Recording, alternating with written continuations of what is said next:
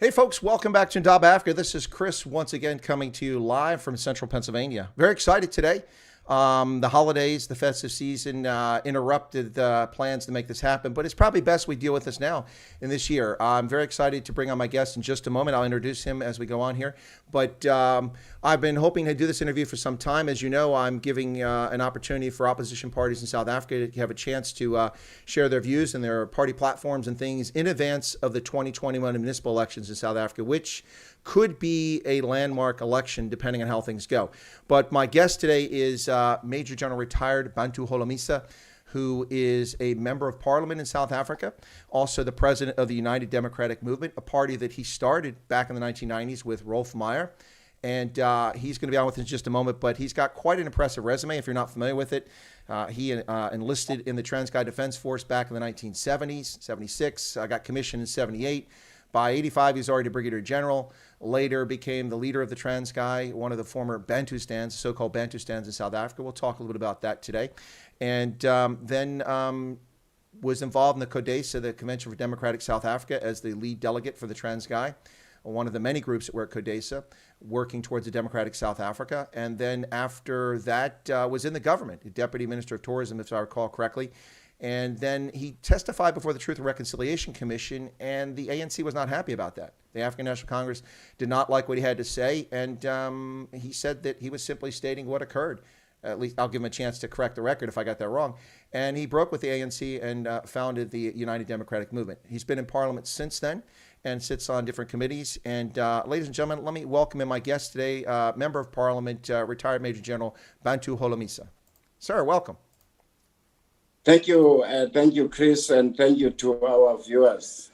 It's a pleasure to have you. I'm really excited about this. Wow, you know, when I do my show, people are always like, "Man, you have such an impressive resume," and it's you've got to be humble in life, right? And so I try to be humble, but then I look at your resume, and I'm like, I feel like a piker. I think my resume doesn't even come close to yours. Yours is quite impressive. You've done so many things, been involved in so many things. You were one of the first Black South African officers to attend the I guess what became the Executive National Security Program, or the equivalent, kind of like the War College there in South Africa. That in itself is quite an achievement, but quite a long history here. And I think a lot of people don't know that your father was a traditional chief. Is that correct? Back in the day? Yeah. Yes, he was a chief at Mkanduli in one of the districts or regions in the Eastern Cape. He also served in the Transkei Legislative Assembly at one point too, if I'm not mistaken. Yes, he was a member of the Transkei Legislative Assembly. Now, I'm going to apologize if I mispronounce your father's name, but I'll do my best here. Let me. I don't want to, so people know what his name is. Is it pronounced Bezuidenhout? Oh, well said. Okay, I well got done. it right. Well, thank you. Thank you. Well, you always have to be careful with surnames, whether they're Afrikaans or they're Xhosa or they're Zulu. Sometimes they can be a bit challenging for folks not from the region. But it's a pleasure to have you on today. And we're going to talk a little bit about the 2021 elections, but let's talk a little bit about your history there. So you joined the Transkei Defense Force, and a lot of my audience is international, so they don't know what the Transkei was. It was one of these so-called independent countries that was created by the government of South Africa back starting in the late 70s, early 80s. Is that correct? Yes, it was established in 1976 as an independent state. It was one of the Bantustans in South Africa. And then 1976, it was given an independence, but that independence didn't achieve much because it was not recognized outside South Africa. Yeah, international recognition. There was virtually no countries that recognized any of these. Yeah, and of course, it's one of many. I've just put a map up. I'm going to take it down to show. That's the Transkei map there with the capital at Umtata back in the day. And of course, not all of the country was contiguous. You had little pockets that were adjacent to it that actually didn't run borders. But I'd have to say that the Transkei borders were much easier than Bophuthatswana. Boy, Bophuthatswana's borders were so confusing. Yes, Transkei's independence had the minuses and its pluses, but the Transkeians take their heads off for K.D. Matanzima, who started that process in that he invested a lot of money in education we might have not have had mines in that region, but education was our gold mine. Hence, I say we respect him because the black chartered accountants firms you are seeing now in South Africa, most of them are emanating from the people who were trained at the University of Transkei, and medical doctors, lawyers, judges. So he did very well, but politically, I guess he was on the wrong side. Well, it's an interesting point that you bring up. And in fact, we'll get to the UDM and talk a little bit about that later in the stream. We're going to talk about your focus on education because that's, I think, a key part of what UDM stands for. And I'm going to guess that it probably comes from this origins of education playing such an important role back in the Transkei. Is that a fair statement? Yeah, it's a fair statement, but obviously it was always expected that once we get our freedom in South Africa, the first layer of doing anything is to invest more on education, especially when you had neighboring countries like Zimbabwe, which also invested a lot in education, Botswana, Swaziland, and so on. You know, that's a good point. In fact, if you look at Zimbabwe, the amount of money put in education from 1980 until things got tight in the late 90s was quite impressive. And you have whole generations of Zimbabweans who've grown up who are literate and well-educated. Graduating from secondary school was the norm. And it was quite successful for a period of time there. So it was a good example for a long time, at least from an education standpoint. So I've put a map up here and showed the Bantu stands for people not familiar with it, different ones, and you can see the boundaries. They're maybe a little small to see if you're looking at a mobile phone or a tablet, but you can watch this on a PC later on, or you can also look it up. But you can see the Transkei is located down there along the border of what today is KwaZulu-Natal in the Eastern Cape province, and that's where it was physically located. Now, you joined the Transkei Defense Force when the country was new in 1976, correct? Yes, I joined the Transkei Defense Force in July 1976. So I know what prompted me to join the Army here in the U.S. Was it employment? Was it patriotism? Was it excitement about a new country? Or was it just the thing to do as a young man? To be honest with you, I'm a product of a special school here called Jongilizwe College, a college which was a college for sons of chiefs. And in that college, we were taught leadership, and also we were taught lessons on patriotism, if I may call it that. Mm-hmm. It was along those lines that when I was recruited, because in January 1976, I joined the post office after passing matric in 1975.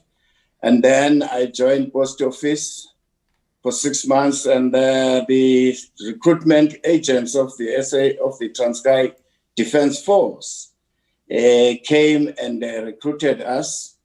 And then I joined, I think we were 2 from the post office. Fortunately, the people who came to recruit me were my former colleagues at the Jongilizwe College who passed matric before me. And they said, yeah, we know you like rugby. If you join the Defense Force, you will be fit and you will obtain Transkei rugby colors. So come over. And then I quitted the post office. The rest is history. Now, I don't think a lot of people know that about you. Rugby is actually kind of a big deal to you. I mean, you were part of the parliamentary rugby squad from 94 to 96 in Parliament. You've part of the Transkei Rugby Board from 82 to 84. And you also are president of the Combined Forces Sport back from 81 to 83. You're a rugby fan. Of course, people know you very famously for being a Kaiser Chiefs fan, so that's a supporter for them. But I think people are less familiar with the fact that you're a fan of rugby. But you also played rugby, and I've talked to a few people that said you were formidable. Are they honest, or are they just puffing you up? I've heard that you're quite good when you played in your days. They are honest because, firstly, I was very scared to be brought down, tackled hard. And as a result, I relied on my speed and my footwork, and I played at position number 14, that is the right wing, and not right wing in politics, but in football. In rugby, yeah. Fair enough.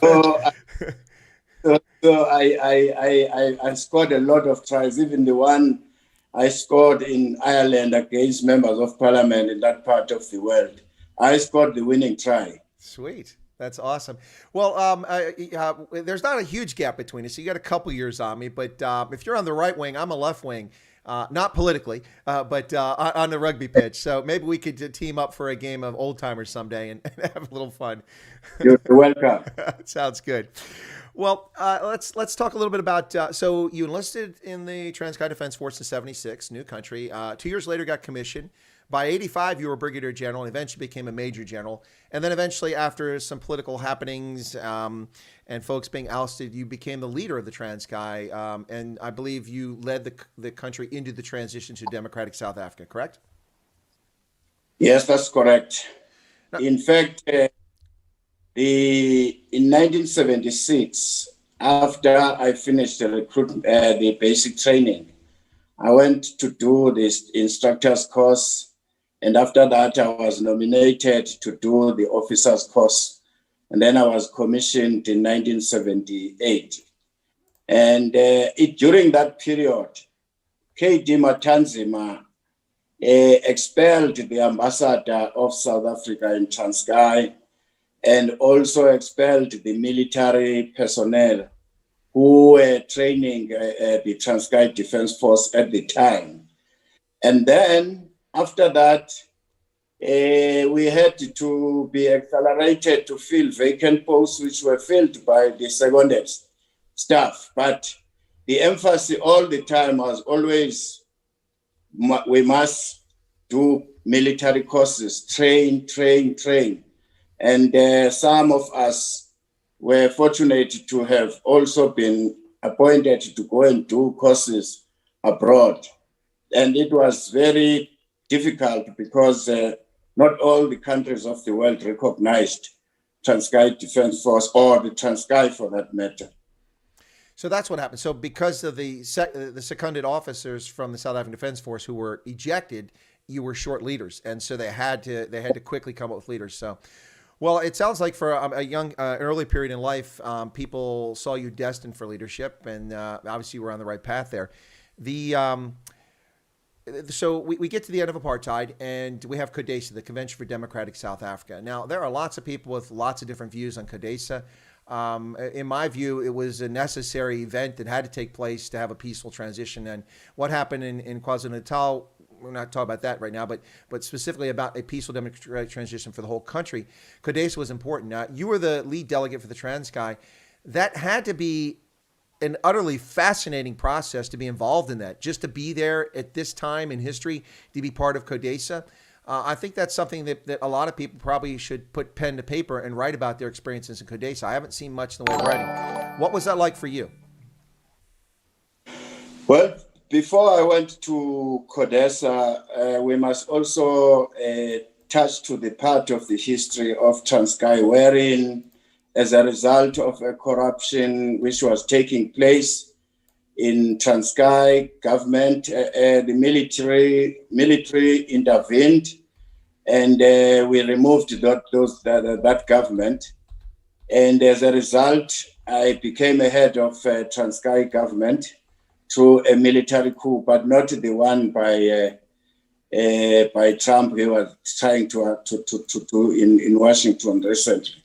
So then we went to the time for negotiation came, and we assembled a team in Transkei, which included a former political party which was running Transkei before we took over. And then we also draw the delegation from the civil society, the lawyers, and so on. And then we succeeded at least to have a smooth transition in Transkei, because no properties were destroyed, because people were resisting this change in South Africa. Neither did we have anyone killed as a result of resisting the change. So we always look at that period and compare it with other homelands and inside South Africa. I think, young as we were at the time, I think we ran a smooth transition. No, that's a fair point. I'm glad you raised that. I didn't mean to skip over that. I was focused on CODESA because it's such an interesting period of time. But no, it is a good point. We saw what happened in Bophuthatswana, and that wasn't pleasant, and other places. So, yeah, no, it's a good point that a bloodless transfer or coup d'etat, if you want to say that, which is always helpful. I suppose it's good news about the recent one in Zimbabwe is when Mugabe was pushed aside. That was bloodless. That could have been quite nasty, but it was bloodless. So let's CODESA then. For you, was that? I mean, I can only imagine if I had been present and been involved in that. And I'm not talking about when a group stormed the building. I'm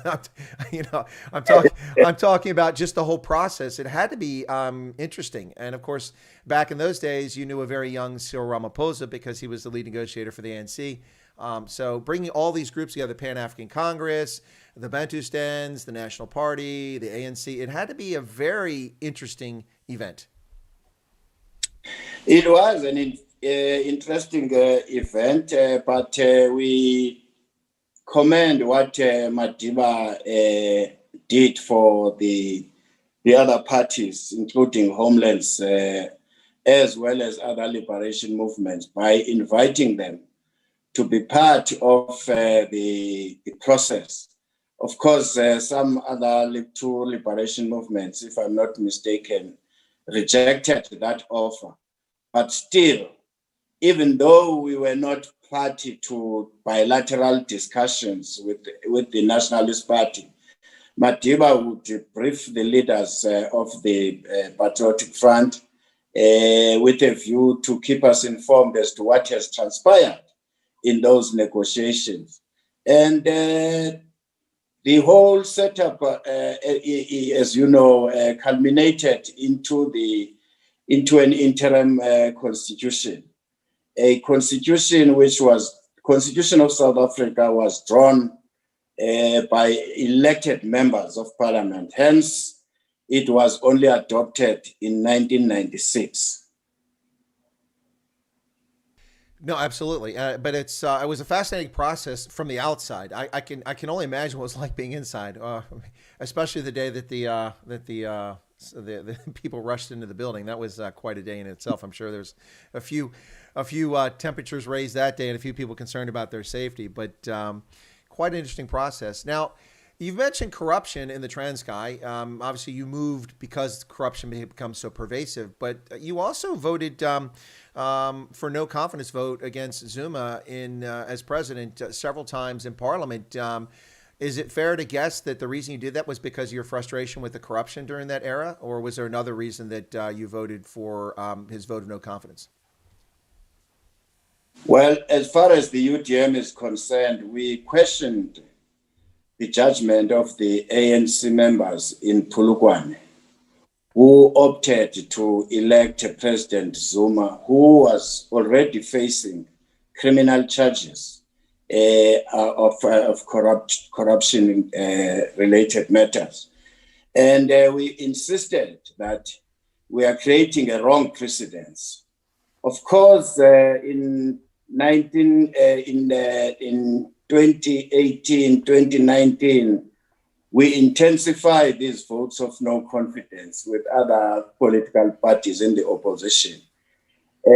Such vote of no confidence debates culminated in us marching to union buildings. I remember vividly well, I was appointed to coordinate that march. It's one of the biggest marches we have ever had in South Africa against a democratically elected political party. Yes, the ANC, of course, finished off by asking Zuma to do an honorable thing and leave the government.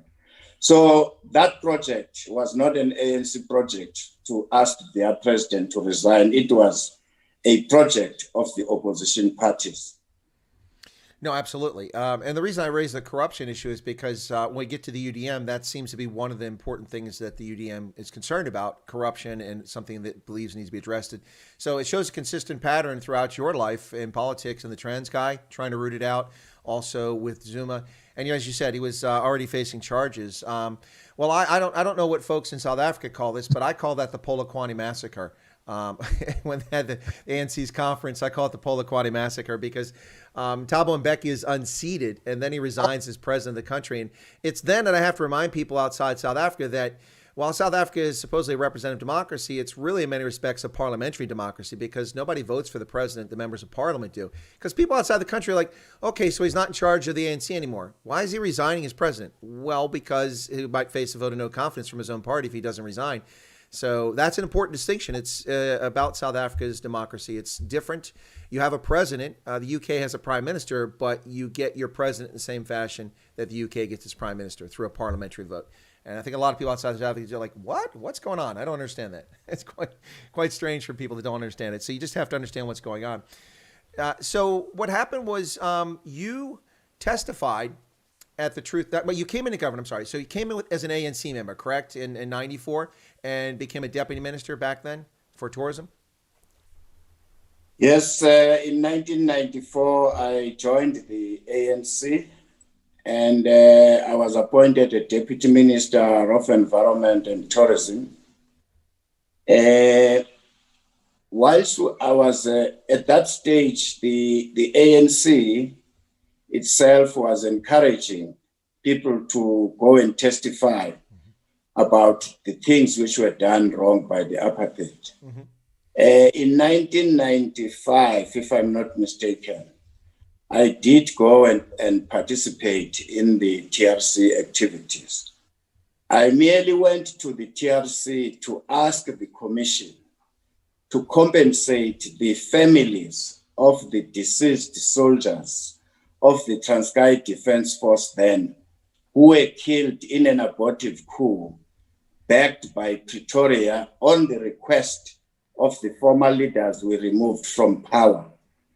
And then my sin was to mention the name of Sol Kessler, a hotel magnate. Yep. It looks as though the leadership of the ANC panicked beyond comprehension because when I mentioned that name, all of a sudden they said I'm accusing Stella Strow of corruption. I said, no, this has been a reference to a historical part of our history in Transkei, and Stella Strow knows that part, and the public, except perhaps those who were in exile who might have not followed what was happening. But be that as it may, when Madiba said I must apologize so that this thing can be settled. So I refused flatly to apologize. I said, it's a question of principle. It's an event which I'm proud that I once participated to remove a corrupt system. No, absolutely. That's so what happened is that you wound up parting ways with the ANC, and then you wound up founding your own party. You did that with Rolf Meyer, correct? Back in the 1990s. You guys created the United Democratic Movement. Yes, I started a movement called National Consultative Forum, where I was asking people of South Africa as to whether there is a need to establish a new political party. Mm-hmm. Whilst on the other hand, Rolf Meyer had problems with F.W. de Klerk's way of doing things, and he established his own new movement. And then we agreed that let's meet and compare notes. At the end of the day, we found each other that we are fighting for the same thing and that things must be done differently to avoid the mistakes of the past. And out of that came the United Democratic Movement.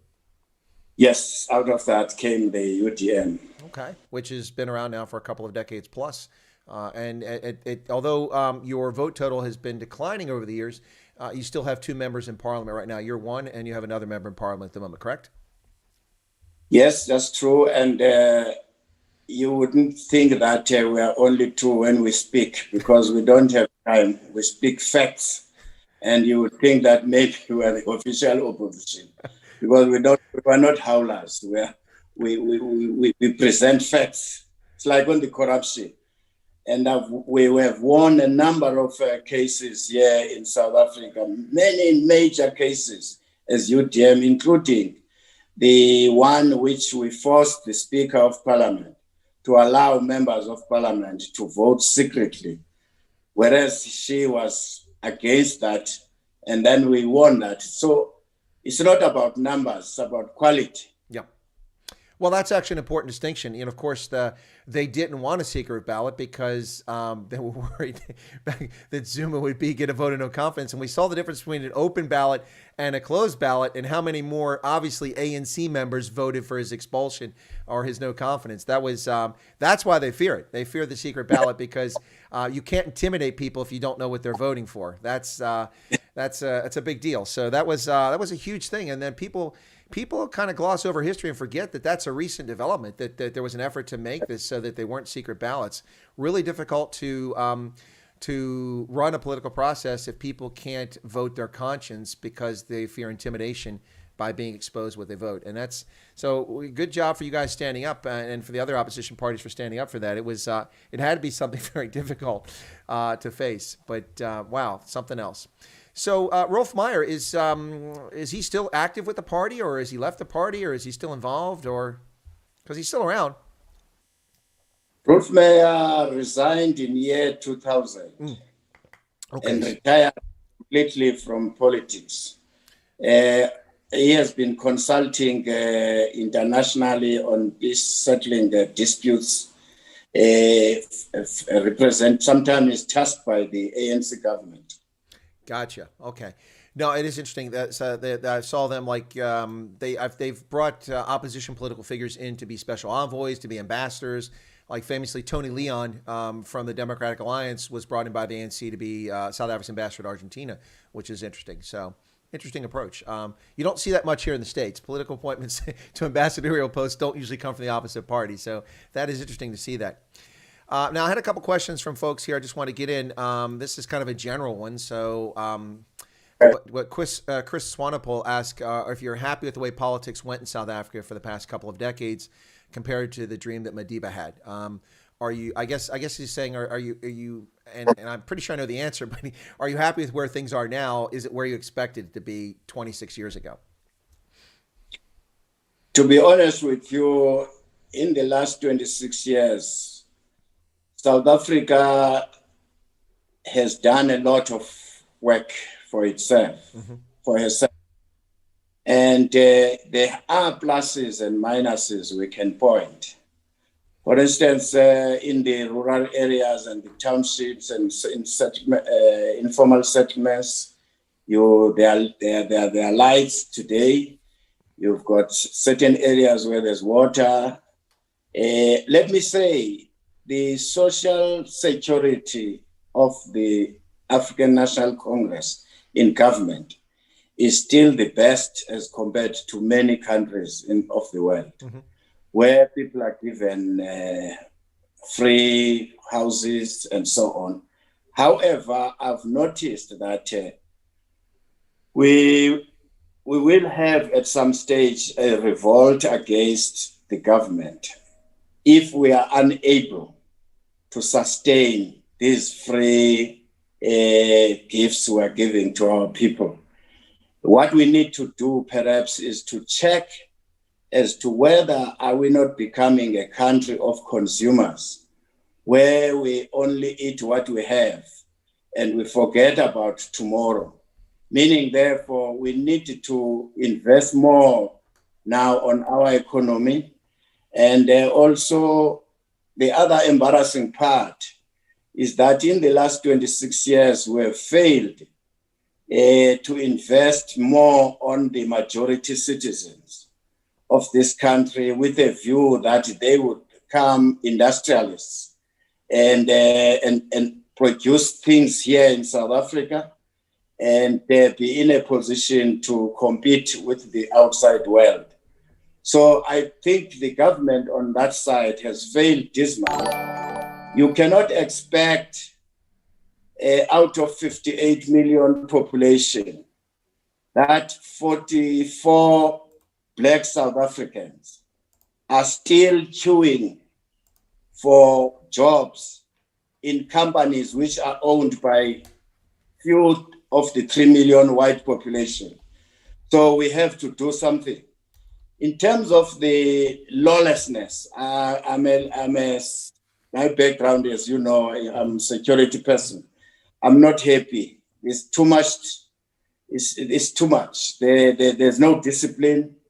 And even in this issue of this coronavirus, you can see that the lessons of national patriotism are still needed to be introduced in this country.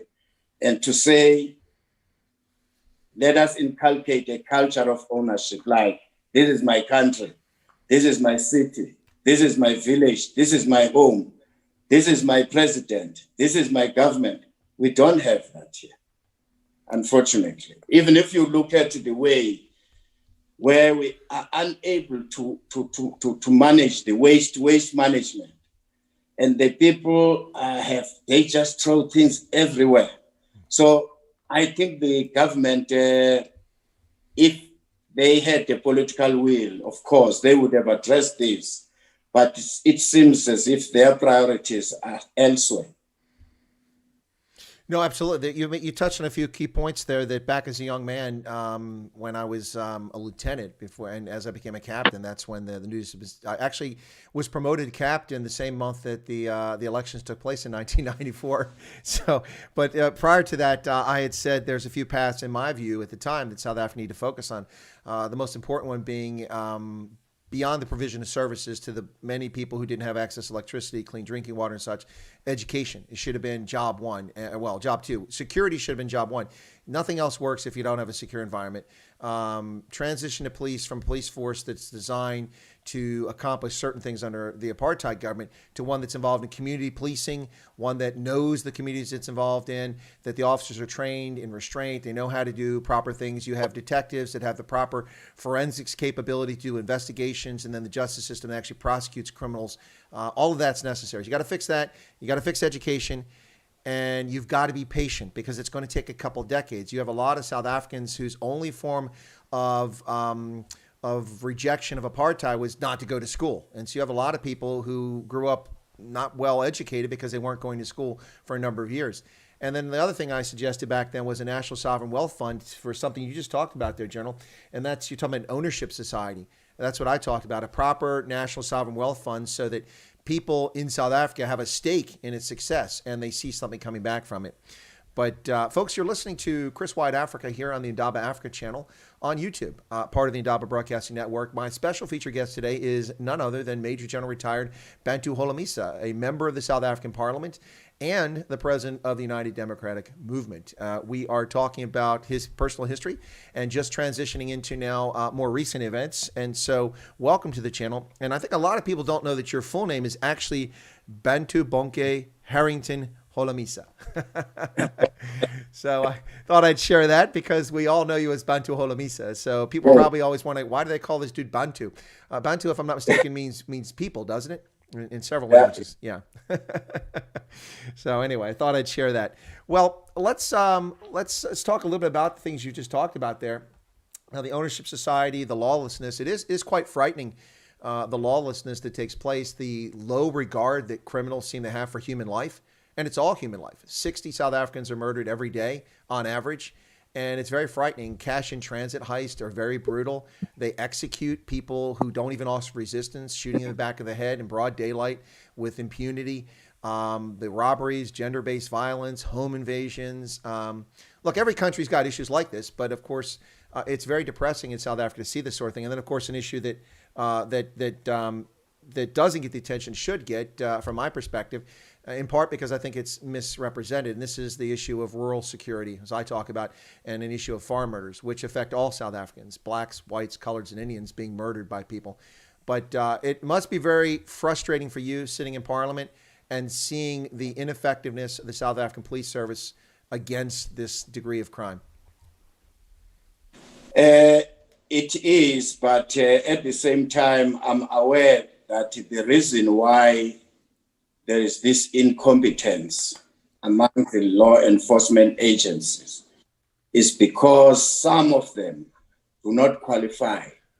They have not been trained. They were just rewarded with ranks. And now we expect that individual to deliver. A small things like intelligence, collection of intelligence, gathering intelligence and then collate it and come up with a conclusion, take a decision. Once you concluded that indeed this is the situation, and then you deploy people to deal with that. But professionalism in our law enforcement agencies, unfortunately, leaves much. Are you still there? To eat, and then no training, of the country. So there's a lot of work which we need to do, but the ANC has to accept that they made blunder by not including the other qualified South Africans, black and white, in key positions because some had experience. No, absolutely. I think that's a big. I noticed something, and this isn't a black and white issue, but it's an important point. I think you're not stating it, but I think that it's an important point. And if you disagree with me, please let me know. But one of the things that Julius Nyerere told Robert Mugabe when he took over in 1980, he gave him advice. Julius Nyerere, of course, Mzee from Tanzania. He said that, listen, don't chase your white folks out or Europeans out because we made a mistake. We chased them all the way from Tanzania and we had no experts, no specialists here. One thing I did notice there was in education in South Africa when I was traveling around in the late 90s and early part of the 2000s is an awful lot of Afrikaans qualified primary and secondary school teachers were being pushed into retirement or separation packages to leave the education service. And it seemed to me to have a very disastrous impact on the fact you had qualified teachers who could no longer teach. Some of them not just in Afrikaans, obviously in Xhosa and other languages, and they weren't available anymore. And there weren't people prepared to take their place. And you have to have patience to educate and train people to rise up in the ranks and replace them. It sounds like you're saying a similar sort of thing in the security services, where if you're qualified, you should be able to be in security services. It shouldn't be a question of what you look like. Oops, are you there? His connection is dying on me there. Yeah, his connection is frozen up there. Let me see what's going on here. Let me take him off the screen here for just a second, folks. When he comes back in, we'll get him back in here. So my apologies for that. Looks like his connection is frozen. Let me send him a note very quickly on WhatsApp here. What's going on here? Just a second there. If he comes back on, we'll be able to hear him. Are we getting interdicted here? One has to wonder. So I've just sent him a message there. Sorry about that, folks. There we go. So, he's dropped off. Yeah, I've lost him. Okay. Yeah, he's gone. Anyway, folks, hopefully he'll call back in a moment. I'll keep it going in the meantime, but you're listening to Major General Retired Bantu Holomisa. Yes, folks, I appreciate the hard questions. There are hard questions here, but we have a specific pattern we're trying to get through here. I'm asking the questions from the Super Chats as I can get them in. Brett, I know yours is coming up. I've asked Chris Swanepoel, and obviously he's not happy. I think that you will find that a number of people who view my program are of a different opinion on some of the issues that General Holomisa, but you probably find common ground on many of these issues. Specifically, I suspect a lot of people probably would disagree with his assessment about the share of people involved in industrialization, and I think it's just a question of how people approach it. So we'll see if we get him back on here. Hopefully he'll get back here in a moment, but just give me a chance. Let me see if he's responded to my message. Nope. I think he lost his internet because my text message to him hasn't even gotten through. Wow. I've got no confirmation there. Teach a man to Wi-Fi. Aha, Ronaldo Chutz, you're here.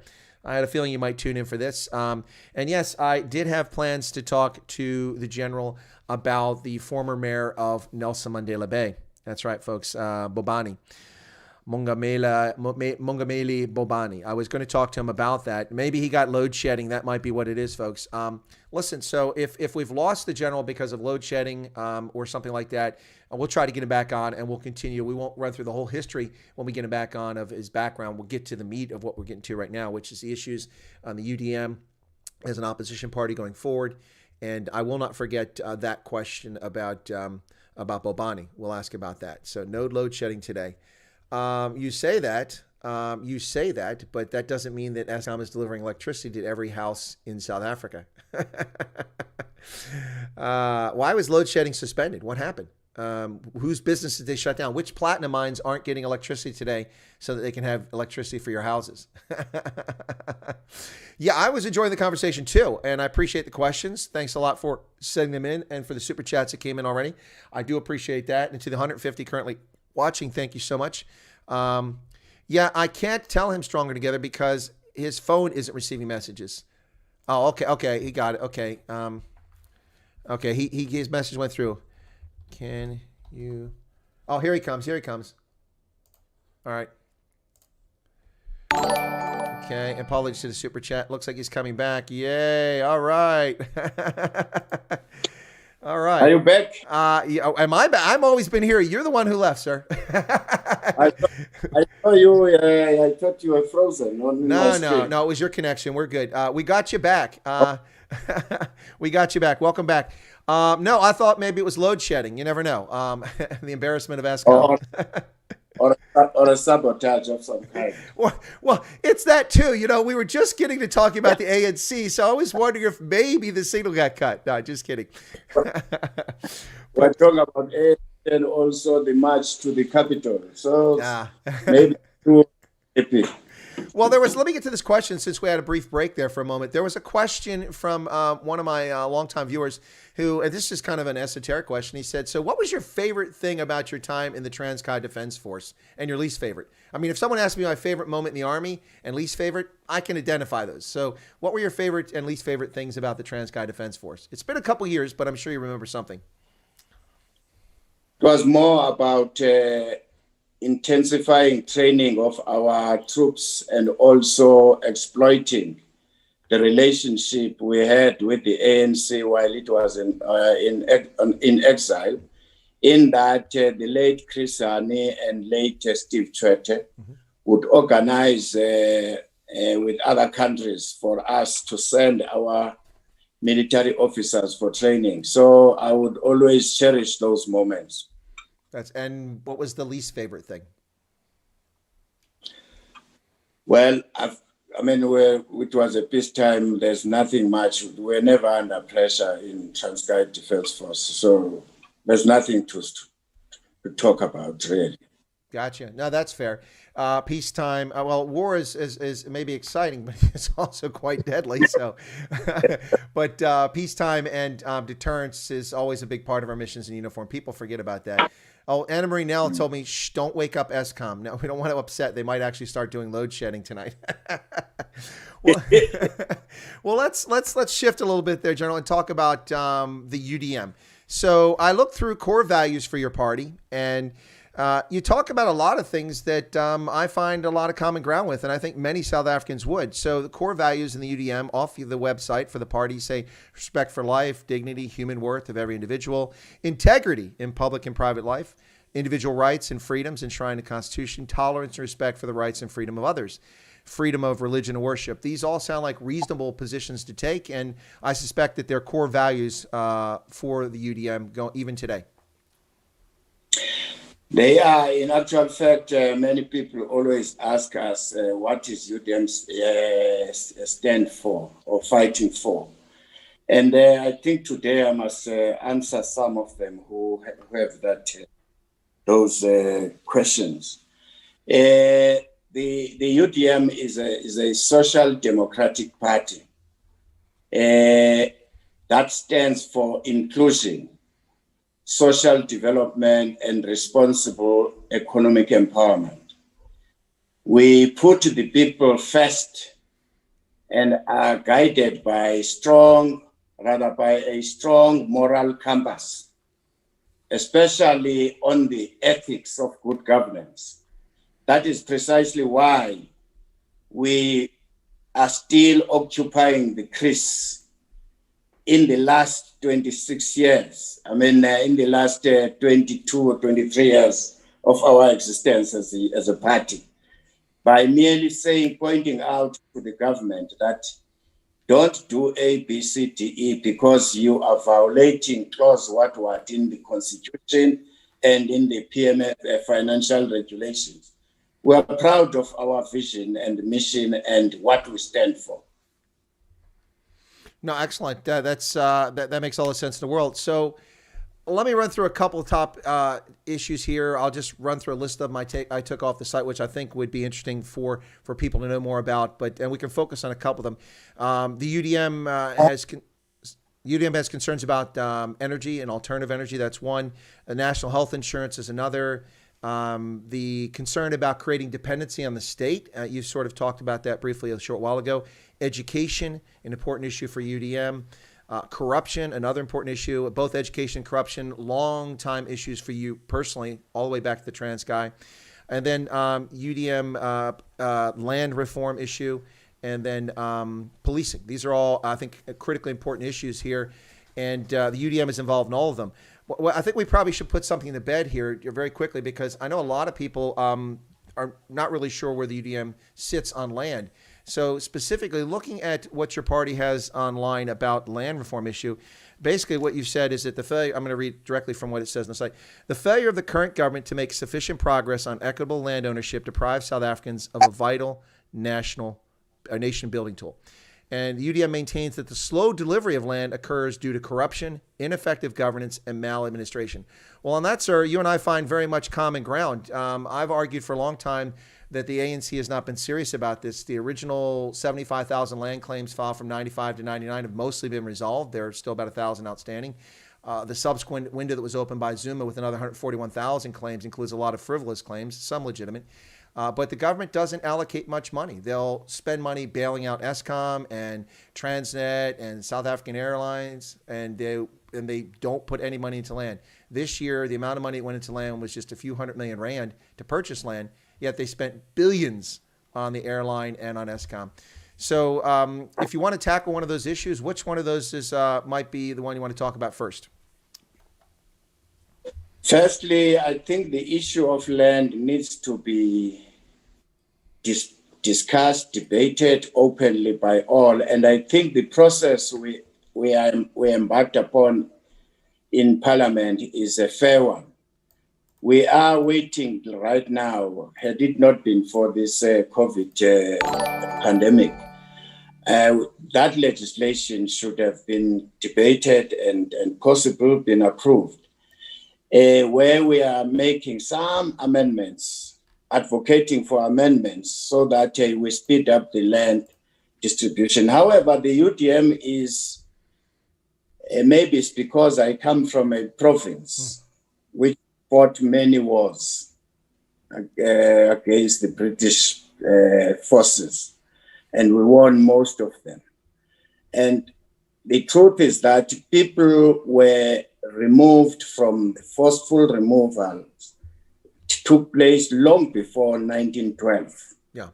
So we are against, therefore, of the cutoff date, which says we must only look on the land issues from 1912 up to date.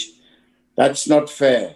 That would mean that a lot of land which people like in Ciskei and Transkei were taken to reserve areas will perpetually stay there, because the land which they were forcefully removed by those wars, there's no chance that they would get that land, because it took place before 1912.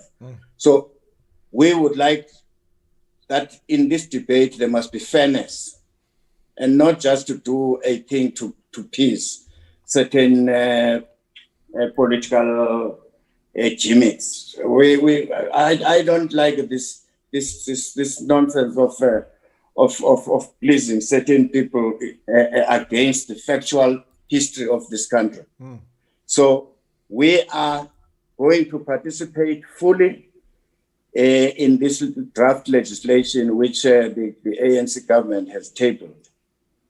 The second part is the issue of the environment.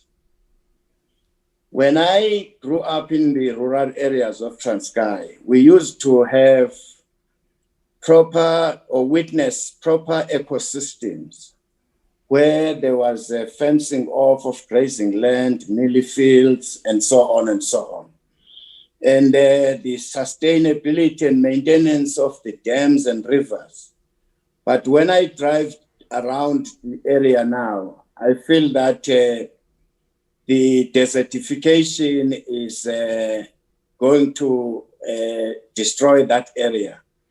So I would implore, in fact, I've just been appointed as one of the commissioners in the SA Climate Change Commission for Climate Change in South Africa.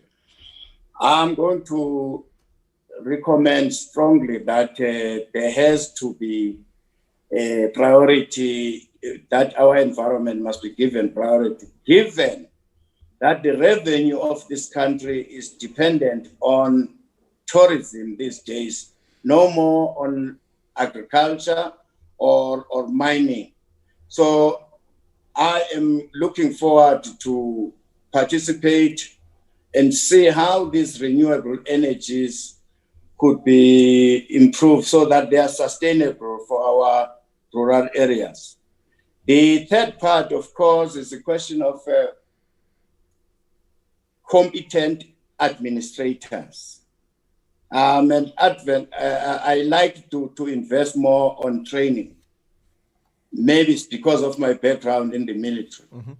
But the training of our civil servants, the people who are running our SOEs, I'm not happy with their competence.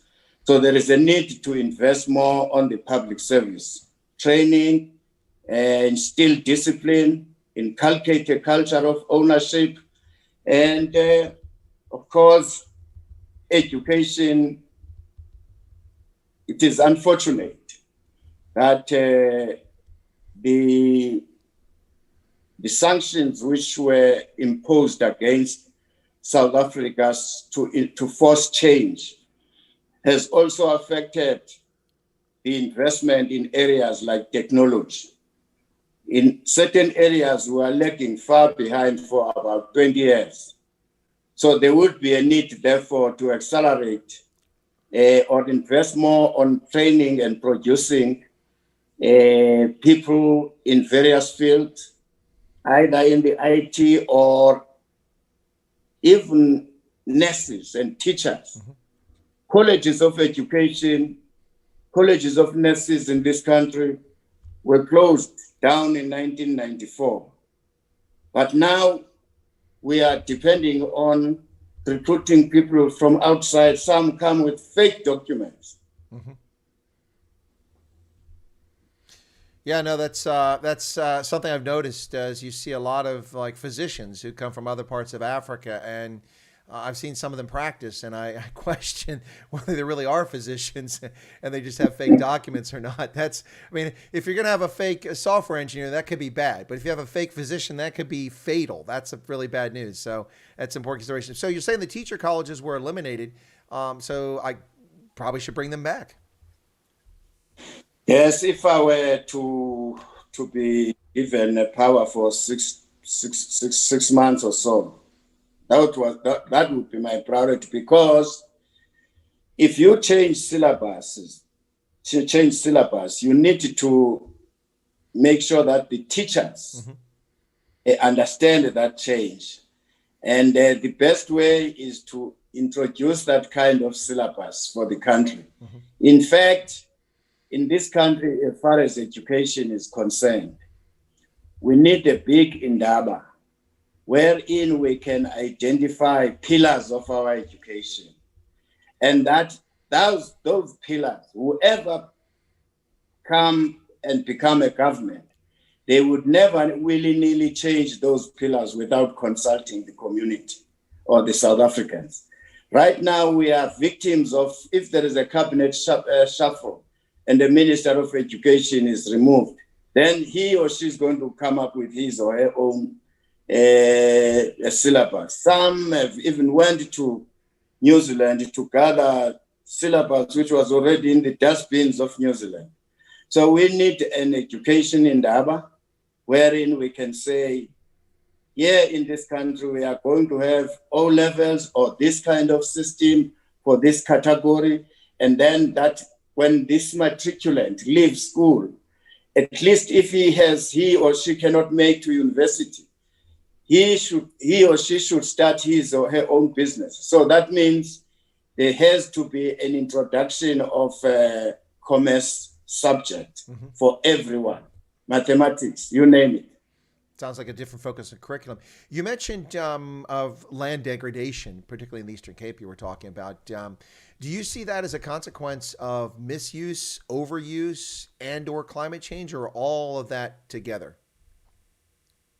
All of that together, but in particular, the overuse. Remember that in Transkei, we don't have enough space in the homelands. You were told, stay here.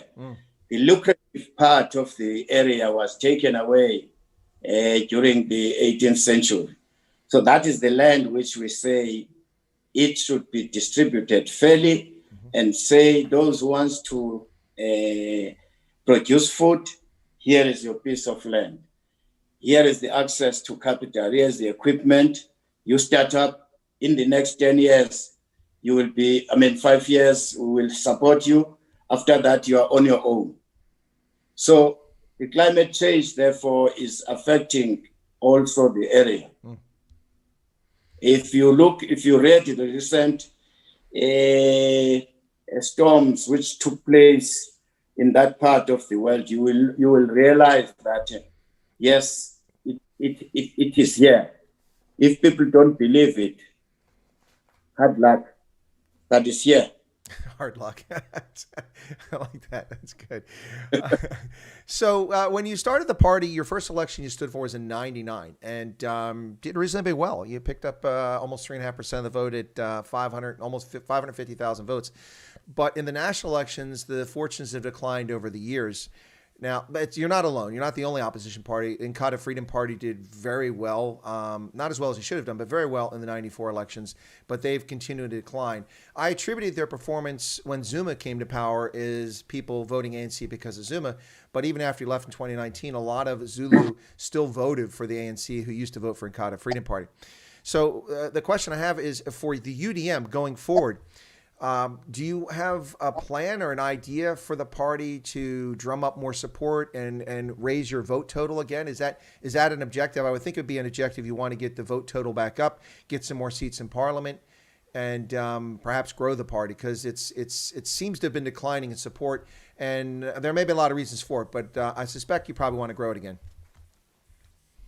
Yes, it was not our design that we should lose members, but the floor crossing legislation meant that we are going to be a target. And indeed, we lost good officers, good members of parliament.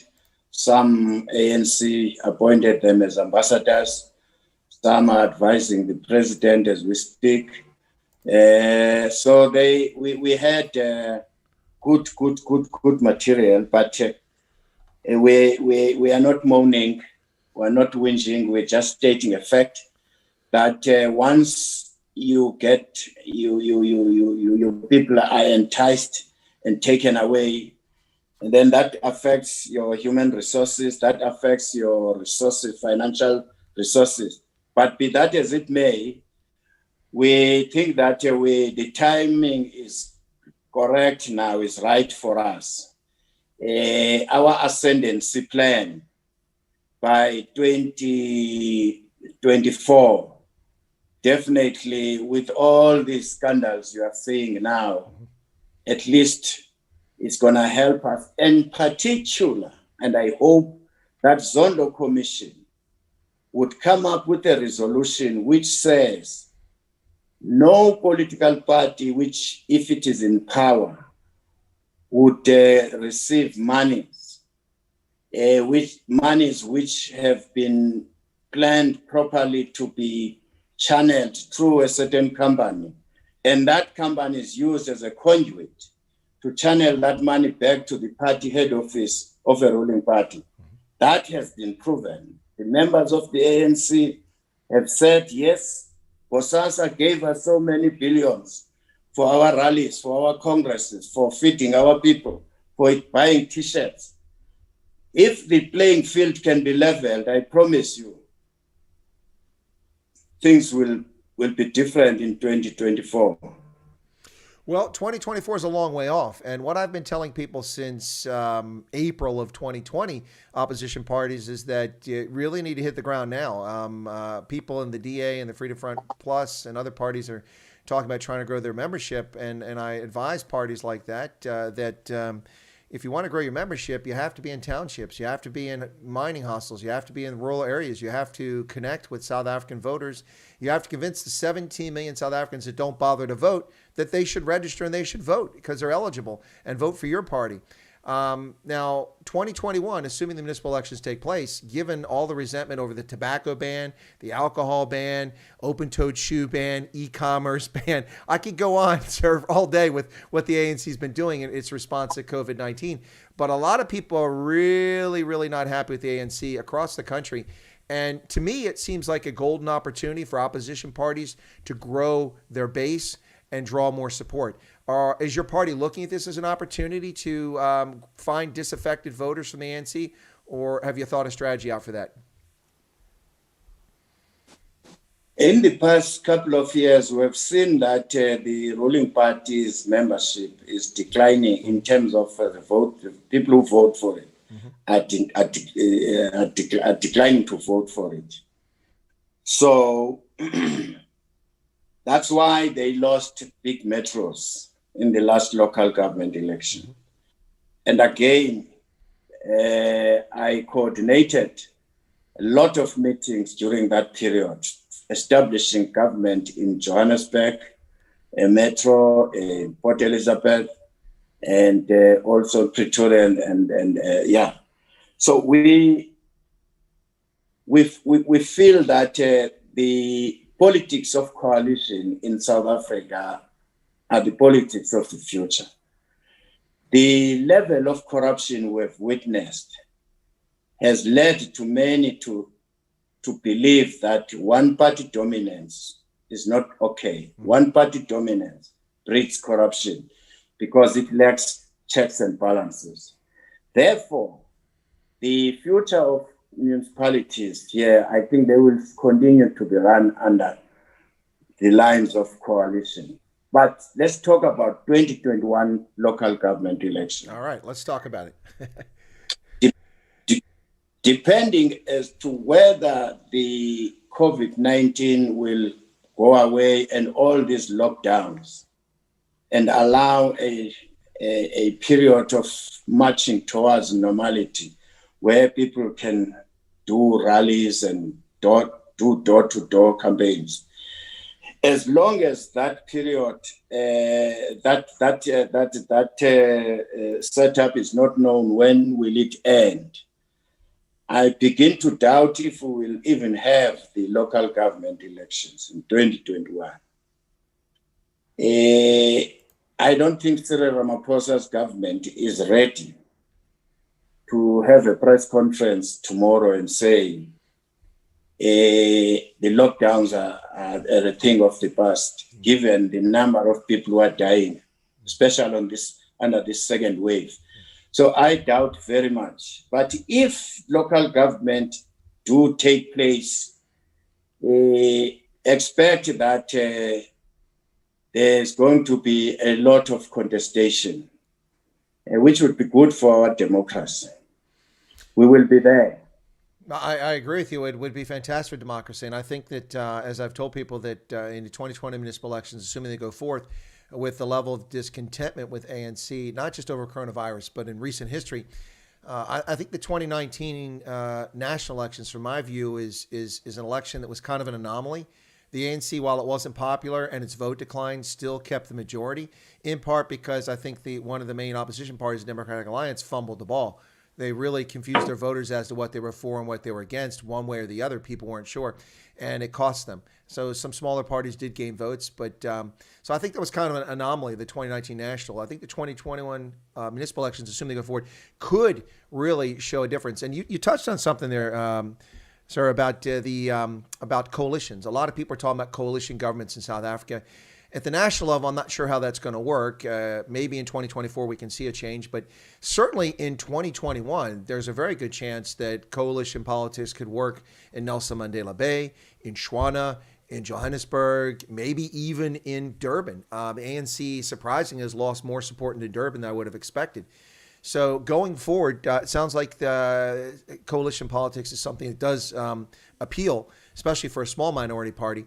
Now, your party's actually been involved in these, as you mentioned, in Joburg and Shwana and Nelson Mandela Bay in the past. In fact, you had the deputy mayor of Nelson Mandela Bay, and this is kind of a sore subject for some people I'll bring up, but recently passed away, former deputy mayor and Mayor Bobani, who was part of your party. He served there under Athol Trollop and then subsequently as the mayor, as that coalition fractured and held together, fractured and held together. I think that the Nelson Mandela Bay situation shows an instance where you can form a coalition, but you've got to be careful about your coalition because that was a very fractious coalition and it nearly collapsed several times, eventually did. Whereas the coalition in Pretoria has been much more solid in Shwana. So what are your thoughts about those coalition governments? Do you see your role in 2021 as perhaps gaining more of the vote and playing kingmaker or contributor in some of these municipalities like you did in 2016? I think we will continue to have coalition governments in these metros. But what we need to do as a country is perhaps to have a sort of a guideline gazetted so that you guide the political parties that in the event that a government cannot be established or formed after elections, the legislation or that government gazette must say, for instance, you are given so many months to sort out your things. If you fail, we will do a rerun of the election. Number two, the guidelines of the coalition should also include as to, if you have bigger numbers, don't think that you are going to be a big brother in a coalition. Mm-hmm. You must learn to listen to these small parties who have forced you to lose the big numbers. Mm-hmm.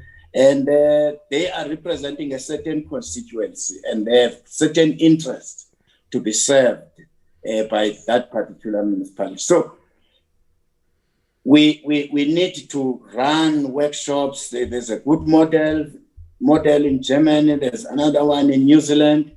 If we can look into those two countries, I think South Africa could come up with a strong coalition governments in future, which would depict the diversity of South Africa, which is composed of many interest groups. You are not going to wish them away. Yeah.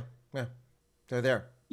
They're not going anywhere. But I think one of the challenges you face, General, is that the ANC is not looking to Berlin. It's looking to Beijing all the time. It's constantly looking to Beijing, and I'm not sure that really helps South Africa's democratic process. That's just an opinion. I'm not sure your view on it. But you were mentioning earlier, if you were in charge for 6 months, well, okay, here, I'm just going to make it possible. Tomorrow I'm calling for a vote of no confidence against President Cyril Ramaphosa, and guess what? I win. So now we have to elect a new president for South Africa in the parliament, and I'm putting forth Bantu Holomisa as my candidate. And I've twisted enough arms and convinced enough people in the back room with enough schnapps and Kassel Lager, and I've convinced them to vote for you. And so now you are president of South Africa. Would you have handled the COVID-19 situation in South Africa any differently? Was there an approach that you, as the leader of South Africa, might have taken that's different than what Ramaphosa and the National Coronavirus Command Council have taken? So you're king for the day, or president for the day, I should say. Would you have handled it in any different fashion, or are you pretty much happy with how they've done it? Firstly, the UDM and other political party leaders were consulted by the president when we started the lockdowns, and he outlined the plan and we approved it. But unfortunately, he had ministers who came up with regulations which contradicted each other. Mm-hmm. So it's a question of incompetence. So therefore, in terms of fighting COVID-19, I think as a country, we did well. But unfortunately, when it comes to balancing the loss of lives and livelihoods, some ministers seem to have focused only on the question of saving lives only. Hence, the economy of the country is in tatters. Mm. So, therefore, I would make sure that the Balancing Act is applied and make sure that all the interest groups are listened to so that you come up with an inclusive plan to combat this COVID-19. Lastly, these ministers and bureaucrats have again let Cyril down on the issue of the vaccine. I mean, we are members of the G20, we are members of BRICS. Mm-hmm. All our fellow members are rolling out vaccine. And it's not a question to say South Africa doesn't have money. Now I'm beginning to think this delay, perhaps, is it because they wanted to have a company or issue a tender to a company which would pay back to them? Mm. Wow. You sound like an American conspiracy theorist there. No, but I mean, seriously, this is a question that doesn't get addressed. And you're in Parliament. I'm not asking you to divulge this because it's something from Parliament, but I mean, the public wants to know. The African Development Bank in July gave South Africa $285 million loan. In August, the New Development Bank, or the BRICS Bank, gave South Africa $1 billion in a loan. And then also in August, the International Monetary Fund gave $4.3 billion. That's $5.6 billion with the exchange rate at the time, which was in my favor, 18-1. But I couldn't travel to South Africa, so I couldn't profit from that. Now it's 15-1. But at 18-1, that's 90 billion rand. The entire vaccination program to vaccinate the entire country is estimated by the government at 20 billion rand. Well, that's 4 times over the money. Where did that $5.6 billion go from August until today? How do they have no money to pay for this? I think it's a fair question. You're in Parliament, so I don't know if you know the answer or if you could share it because it might be something's classified. No, we've made noise about this, including the 500 billion rands earmarked for COVID-19. So I guess now this year in Parliament, the questions will be directed to various ministries as to what happened to those monies. But in terms of rolling out the vaccine, we wouldn't even have to think of going to IMF or whoever. We have money. Mm-hmm. But their priorities are lopsided. Well, I think that's a fair statement. Gosh, their priorities are lopsided. Well, General Bantu Holomisa, I don't want to keep you all day. You've been very generous with your time. I'd love to talk to you for hours. This is fascinating. I've already come across a couple points where you and I disagree, but we are still having a cogent conversation. But pretty much most of what you said, boy, if I was in South Africa, I'd consider, checking into your party, maybe voting for it. But it should be interesting 2021 when it comes up there. But what I'd like to do is issue an open invitation to you or another representative of your party.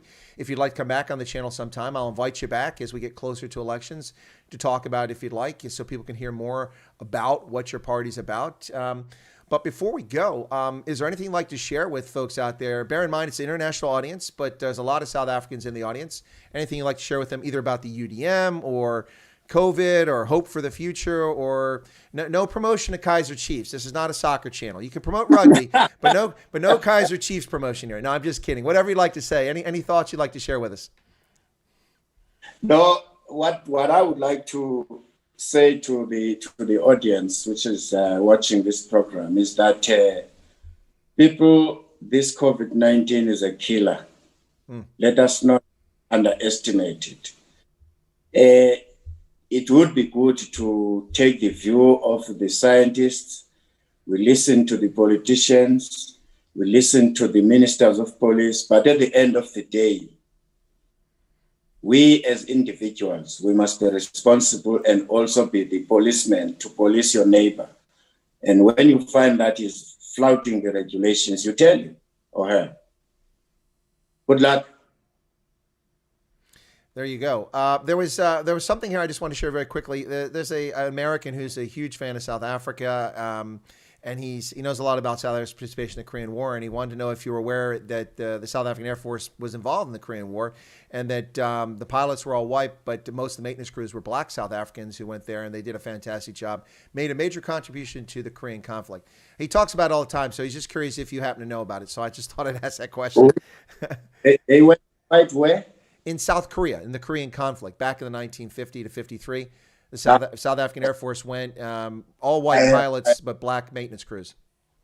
That's the history which I wouldn't be interested in. I don't know anything of it.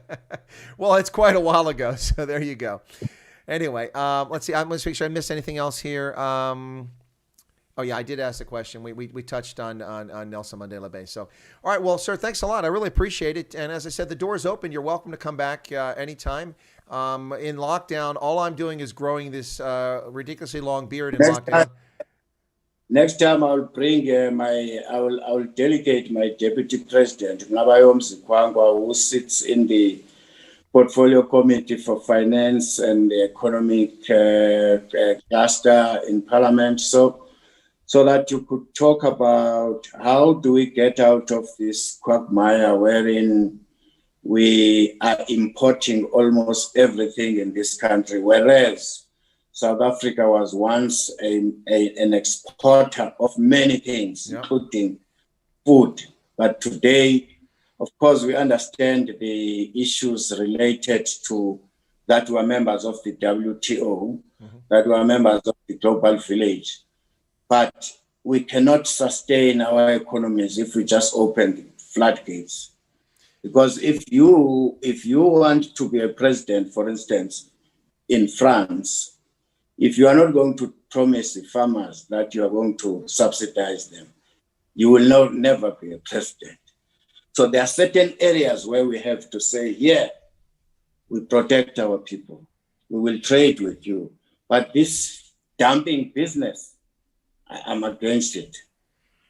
No, I understand where you're coming from. Before the expiration of the multi-fiber agreement in 2005 from the World Trade Organization, South Africa produced 70% of the clothing sold in the country and 90% of the shoes. Today, it's about 10% of the shoes are produced in South Africa and about 25% of the clothing. The rest is all imported from Asia.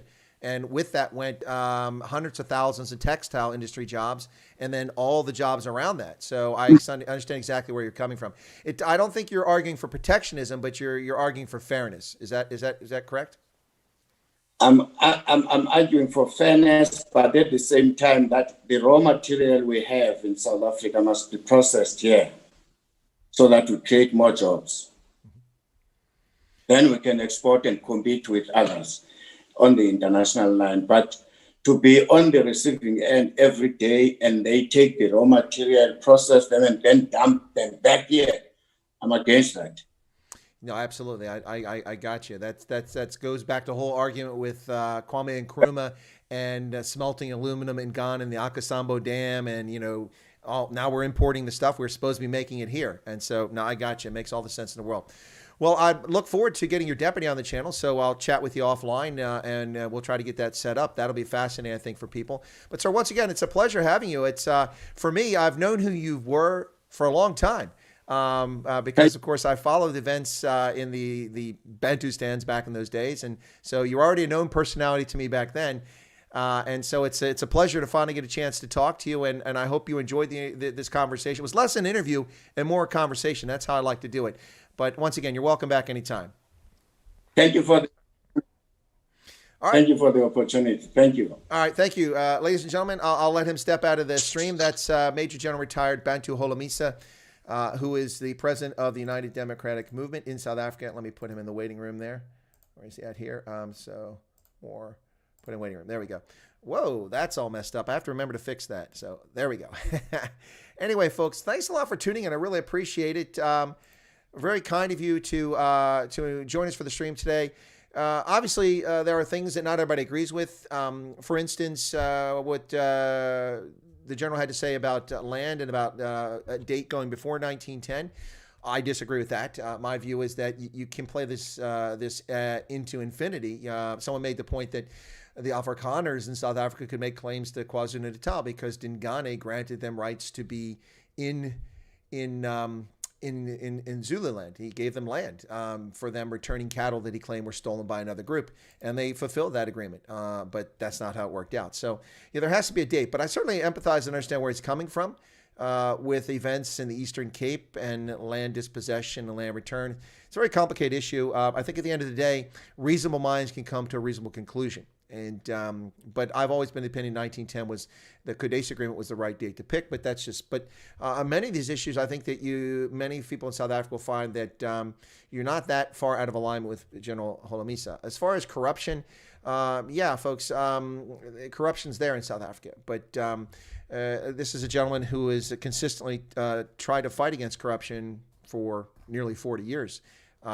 So while Well, I won't go into that comment right now, but anyway.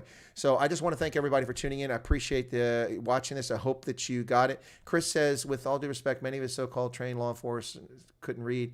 Yeah, you're talking about the trans guy.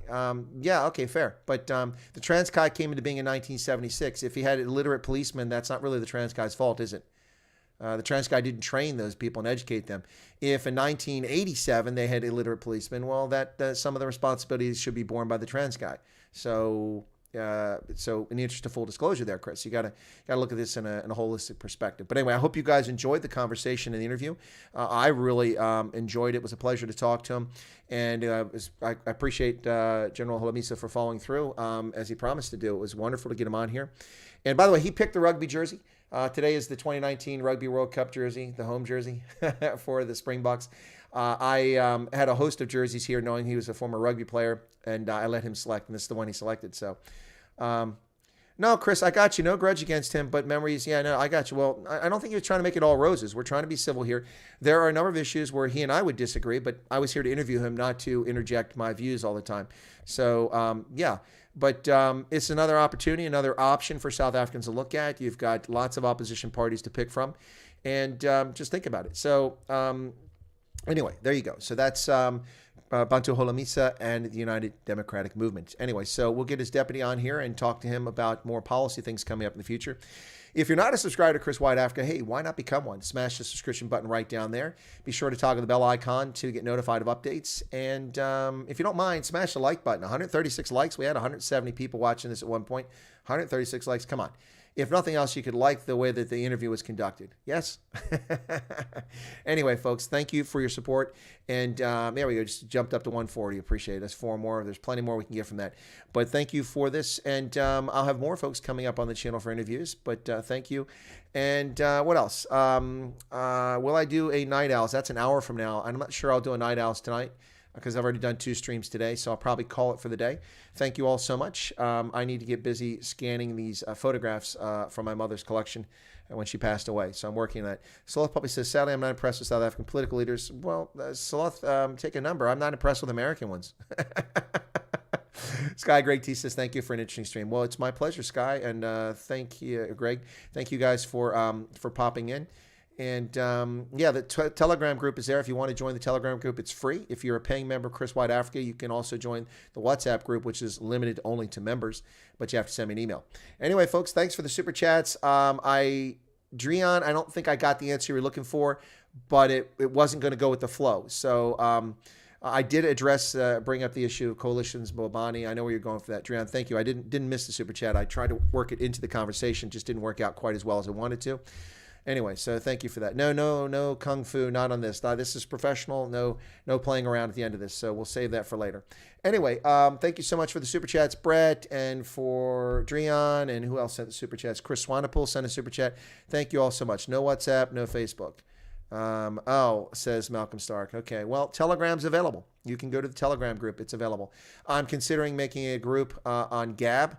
But Gab has been unreliable of late because it's been swamped by the flood of people clamoring and stampeding over to Gab.